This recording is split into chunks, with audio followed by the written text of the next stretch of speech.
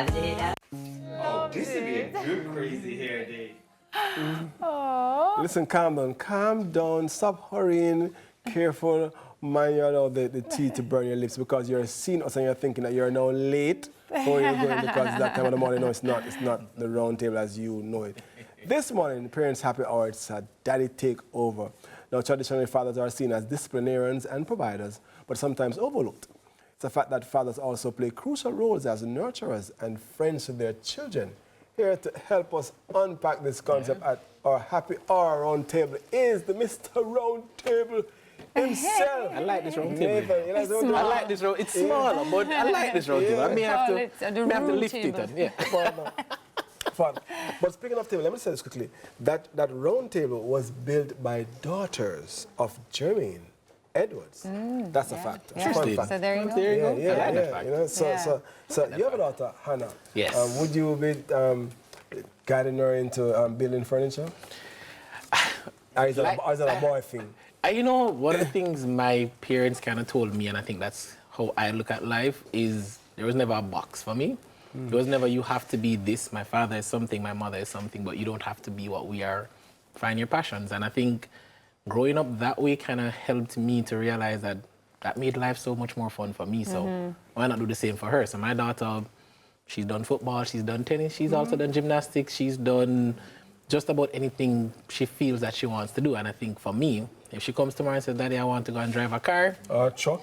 Or a trailer head. You know, let's try it. It's interesting because we do that for girls all the time, and we're always like, you know, girls, yeah, man, we say things like that. My daughter plays football, and but it is so crazy that also, now that I have a daughter, I was saying to you, Isaac, earlier that, you know, now we have dolls in our home.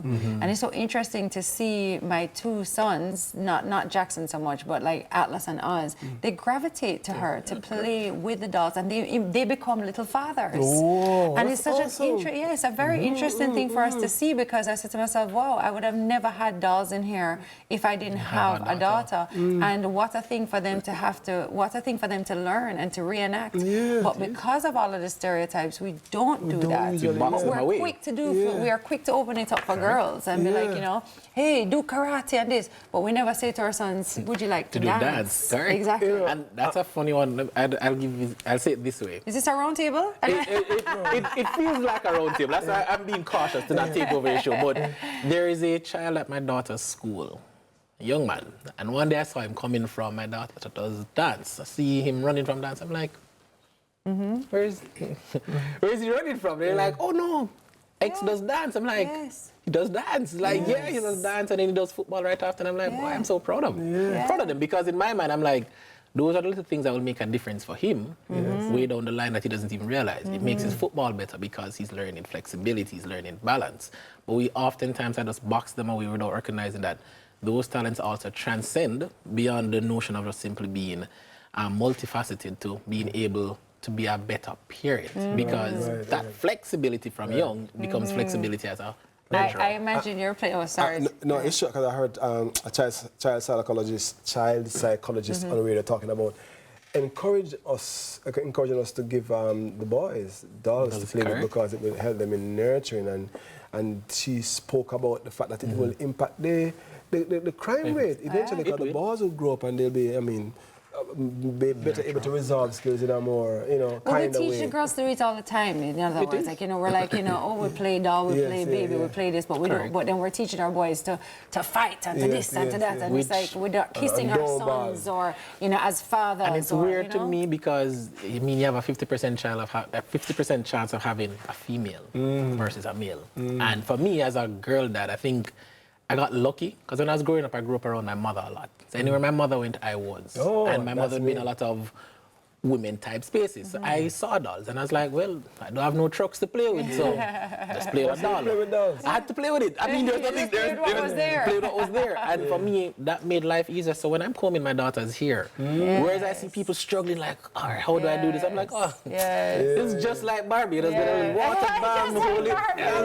And you whip it up. For me, I'm laughing because I never thought about it as a child growing up. I didn't even think about it as an adult. Like, boy, I was prepared because I was doing that. But the moment my wife said, listen, I'm flying out, I have a conference, you have Hannah for a week. I'm like, all right. You don't have to worry about it. And then I realized, what, I have the skill set. I already knew how to do most of these things. I combed her hair every morning. I got her ready for school. I put her to bed. But I tell you a story. I used to take my daughters to the barber shop, right?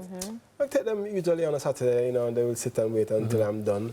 One day the barber was trimming and he said, "Auntie, one to the sun." I'm saying, why one to me that? It don't really look good for you coming to the barber shop with girl. I mean, this was true. And I'm like, what? I'm saying, you need to go something for walk with. I don't subscribe to it. I think girls are easier to deal with, you know? Yeah. I genuinely think that. I think girls are easier to deal with. I want Don't to scare me, I no, do want to IT. ask No, you as I get older, I'm telling you, the girls. Oh, get No, because I'm not being nicer to you. Oh, no, well, thank you then. No, you were scared. I thought you were scared. No, because I'm being nicer to you. Well, Trust me. I want to talk, I know you both are girl dads, but I want to talk to you about what you think about the importance as well of, you know, when you have sons, as a father, how important it is to show affection and love to our sons. I think many dads spend a lot of time trying to toughen up their sons Correct. or be a certain way, and I just want to know what your take is on that. I think you have to toughen up sons because men still have certain roles expected of them. But you also have to toughen up daughters because the world that we're growing up in more and more requires those tough people. So for me, sometimes you have to recognize that what you do for one, you have to do for the other because both of them need that kind of preparation. And I think the greater challenge that we have to recognize is that the world that IT and myself, my parents, my grandparents grew up in, that's not the world my child will grow up in. She will grow up and potentially be a breadwinner because guess what? Women are earning just as much or maybe even more than men. Is she going to look down on her spouse because he's not a breadwinner simply because guess what? She's just able to earn as much as he? I don't want that. So for me, I need her to recognize that that world that she's walking into is one where she's doing some of the same things that a man was expected to do because she's able to. So you can earn that money, you can be the provider, but that doesn't change the fact that you can also be the nurturer, the same way the man can be. And funny enough for me, like one of the things, the jobs that I do now give me a lot of flexibility. So I actually am the one who picks up my daughter, takes her home from school, gives her extra lunch, does some schoolwork with her, nurture, put her to take a nap, and before my wife comes home. And many persons would think of that as a nanny role or a wife role, but that's just me being a parent. Yes. But I can tell you this, my daughters are older now. Both daughters are older, and now they are entering that phase where I asked my younger daughter the other day, I was saying to her, so if you're in a relationship, who's going to propose? You are the guy. Yeah, no, he has to propose. I said, really? In 2024, I said, yeah, the traditional roles still hold. yes, She they do. expects to be proposed to. She won't Some propose. things do hold, but I like the point that you made, though, and I want you to talk a little bit about finding your space as a father and not, I mean, I don't know how it works in your home where, you know, maybe mommy is allowing you the opportunity to really bloom as a father and to find your way, and what that has meant for you and how maybe other women can do that too, and how important it is. And funny enough, I don't think it was so deliberate, but it's become more and more deliberate. I think one of the things that my wife has allowed as a luxury is that we don't really separate roles. It's based on just what life is up. Yeah, whatever it is. So if my wife hates when I cook, so she cooks, but that doesn't mean I can't pop up sometime and say, let me do the cooking. But there's some things that when you flip it on the other side, it's like, listen, my wife loves to drive. So I'm like, if you want to have a therapeutic moment, drive. I think what we would need to see in relationships is that you have to give each other that kind of room to grow. You have to give each other room to learn.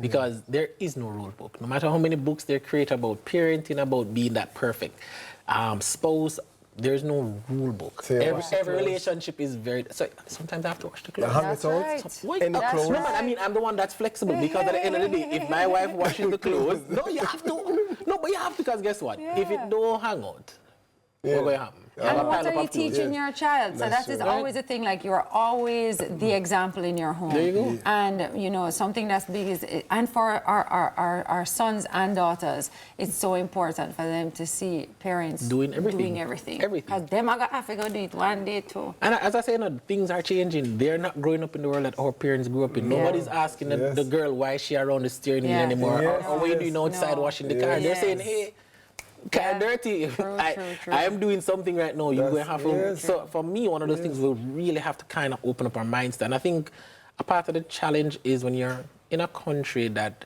is steeped in its type of tradition like what Yes. Jamaica is. You don't recognize that the world has already started to move on. Yes. Go to some countries and there are women sitting there at the airport being police officers, doing the, and you're like, and when you come to Jamaica, you're like, oh no, but the woman normally sits at the reception desk. No, That's why she's a police officer. teaching my daughters how to change the tires on the cars. Yes. They don't need that. Yes. And So they I'm don't be calling teaching at 2 my o'clock in the morning? sons how to cook dinner. And iron under clothes. Anyway, thank you so much for joining us. We could have this conversation forever. Round table. It's a new round table. Yes, Thank you. exactly. It's our happy hour round table. Thank you, Nathan. On the other side of the break, it's a WAGS with my favorite topic, tick fever. Oh my God. It's tick fever prevention tips. We'll be right back. Hey, you ever see a ticks in a real Oh, life? Let me God. tell you something. Man, I'm moving on. When you bust that, you know. Me have to touch the road. Food have